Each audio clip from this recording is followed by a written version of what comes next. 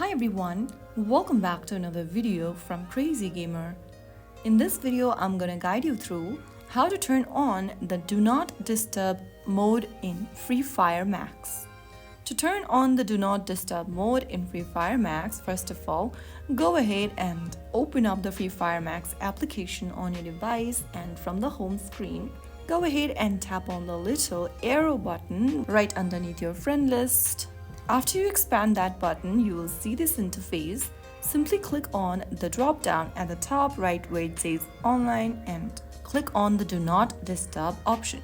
After selecting Do Not Disturb, you will be able to auto-reject team invites while you are in the game. So that is how you easily enable Do Not Disturb mode in Free Fire Max. Now you can enjoy uninterrupted gameplay in Free Fire Max. If you found the video helpful, don't forget to like, share, and subscribe to our channel for more Free Fire Max tips and tricks.